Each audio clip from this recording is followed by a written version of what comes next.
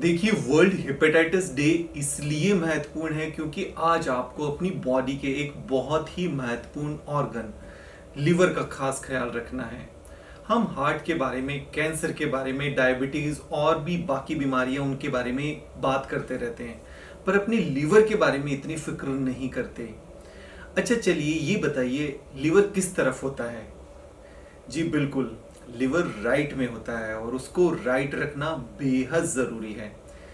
क्या आपको पता है लिवर एक मेटाबॉलिक फैक्ट्री है जो 24 घंटे 24 आवर्स बिना रेस्ट किए लगातार काम करता रहता है और ये हार्ट, पैंक्रियाज और भी अन्य ऑर्गन्स को संभालता है। पर कई बार लिवर को भी प्रॉब्लम्स होना शुरू हो जाती है, जैसे स्वेलिंग हो जाती है, लिवर डैमेज होने लगता है या फैटी लिवर हो जाता है। और ज़रूरी नहीं है कि ये एज की वजह से, बीमारी किसी भी एज के लोगों को हो सकती है, इसलिए ये जानना ज़रूरी है कि लिवर में ये समस्याएं क्यों होती है।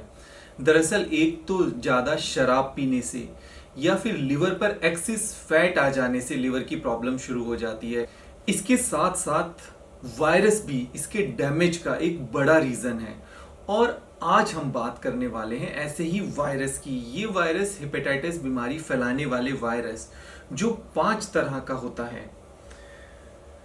हेपेटाइटिस ए, हेपेटाइटिस बी जो कि हम काफ़ी कॉमन सुनते रहते हैं, हेपेटाइटिस सी जो कि काफ़ी ज़्यादा खतरनाक और जानलेवा होता है, हेपेटाइटिस डी इतना ज़्यादा कॉमन नहीं है, और हेपेटाइटिस ई। तो ये आपका 5 तरह का हेपेटाइटिस हो गया, ए, बी, सी, डी और हेपेटाइटिस ई। सबसे पहले बात करते हैं हेपेटाइटिस ए और हेपेटाइटिस ई की। हेपेटाइटिस ए जिसकी हम बात कर रहे हैं, ये ज्यादातर बच्चों में होता है और अगर ये एक बार हो गया तो लाइफ लॉन्ग दोबारा नहीं होता है। वहीं अगर हम बात करें हेपेटाइटिस ई की, तो हेपेटाइटिस ई इन्फेक्टेड पानी या इन्फेक्टेड खाने से होता है। जैसे अगर पीने के पानी में सीवेज का पानी मिल जाए या फिर इन्फेक्टेड फल या सब्जियां अच्छे से वॉश किए बिना हम खा लेते हैं, तो ये हमारे शरीर में एंटर हो जाता है। अब बात करते हैं बहुत ही महत्वपूर्ण, जो कि है हेपेटाइटिस बी और हेपेटाइटिस सी। इन दोनों के बारे में जानने से पहले ये जानना जरूरी है कि हेपेटाइटिस बी और हेपेटाइटिस डी दोनों वायरस साथ में इन्फेक्ट करते हैं। इसलिए मुख्यतः हमें हेपेटाइटिस बी और सी के लिए अवेयर होना होगा, और ये वायरस ज्यादातर साइलेंट होते हैं, इसलिए इनके इन्फेक्शन का काफी टाइम तक हमें पता नहीं चलता है। हेपेटाइटिस बी और सी की बात करें तो ये एक इन्फेक्टेड इंसान से दूसरे इंसान में फैलता है और अक्सर जन्म के समय संक्रमित मां के ब्लड से न्यूबॉर्न बेबी यानी नवजात शिशु संपर्क में आता है, तो उस बच्चे को भी संक्रमण होने की संभावना बढ़ जाती है। और इस संक्रमण का भी पता नहीं चलता है क्योंकि ये वायरस 90% लोगों में बीमारी नहीं फैलाता है और शांत रहता है, पर 10% लोगों में ये एक्टिव हो जाता है और फिर लिवर सेल्स को डैमेज करना शुरू कर देता है। फिर अक्सर इसका पता तब चलता है जब इंसिडेंटली, कई बार हमें जॉब के लिए या किसी और मेडिकल चेकअप के लिए हम अपना टेस्ट कराते हैं, तो उसमें पता चलता है कि हेपेटाइटिस बी पॉजिटिव है। देखिए, हेपेटाइटिस बी और सी वायरस के इन्फेक्शन से लिवर में सूजन आ जाती है।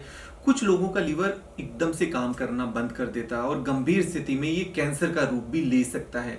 इसलिए अगर किसी का हेपेटाइटिस बी या सी पॉजिटिव आया है, तो उनको अपने परिवार में बाकी सभी सदस्यों का टेस्ट करवा लेना ज़रूरी होता है। हेपेटाइटिस बी की जैसे वैक्सीन भी अवेलेबल है, तो हमें वो वैक्सीन भी लगवा लेनी चाहिए, और वैक्सीन की 3 डोजेज होती है जो कि लाइफ लॉन्ग काम करती है। फर्स्ट डोज हमने जब भी लगवाई है, उसके बाद उसके करेक्ट 1 महीने के बाद सेकेंड डोज, और उसके 6 महीने के बाद थर्ड डोज लगती है। जहां तक हम बात करें हेपेटाइटिस सी और हेपेटाइटिस बी के फैलने की, तो ये वायरस किसी भी इन्फेक्टेड इंसान के ब्लड से निडल या इंजेक्शन के जरिए फैल सकता है, जैसा कि टैटू बनवाते वक्त निडल बिना साफ किए और स्ट्राइल किए बिना इस्तेमाल की गई हो, या फिर किसी इन्फेक्टेड इंसान को इंजेक्शन लगाया गया हो और फिर वही इंजेक्शन किसी नॉर्मल इंसान को भी लगा दिया गया हो। ऐसे ही किसी इन्फेक्टेड पर्सन के ब्लड के ट्रांसफ्यूजन की वजह से ये हो सकता है। हेपेटाइटिस बी और हेपेटाइटिस सी दोनों का ही ट्रीटमेंट अवेलेबल है। वैसे तो बी और सी से ही इंडिया में सबसे ज्यादा लोग प्रभावित हैं। हालांकि सोसाइटी में इस बीमारी को लेकर जागरूकता की काफी कमी है, पर ना तो इससे घबराने की जरूरत है और ना ही इससे डरने की जरूरत है। अगली बार आप जब भी अपना ब्लड टेस्ट कराएं तो सिर्फ उसके अंदर एक एलएफटी की जांच और हेपेटाइटिस बी और सी का भी टेस्ट करवाना ना भूलें। इसके अलावा आप अपना एक एब्डोमेन का अल्ट्रासाउंड भी करा सकते हैं, लिवर का कंप्लीट चेकअप, ताकि आपका हो जाएगा। और अगर आप प्रभावित हैं किसी भी तरह का हेपेटाइटिस बी या सी से, तो किसी गैस्ट्रोएंटरोलॉजिस्ट या लिवर स्पेशलिस्ट से कंसल्ट कर सकते हैं और अपना ट्रीटमेंट शुरू करा सकते हैं। इसके अलावा कुछ छोटी छोटी बातें हैं, पर उसका हमें विशेष तौर पर ध्यान रखना होगा। अगर आपको बाहर का खाना पड़ता है तो खाने की साफ सफाई का बेहद ध्यान रखना होगा, और इसके अलावा साफ पानी के इस्तेमाल का भी ध्यान रखना होगा। और सबसे ज़रूरी चीज़ है कि हाथों को समय समय पर अच्छी तरह से धोना। बस इन्हीं सब कुछ तरीकों से हेपेटाइटिस से आसानी से छुटकारा पाया जा सकता है।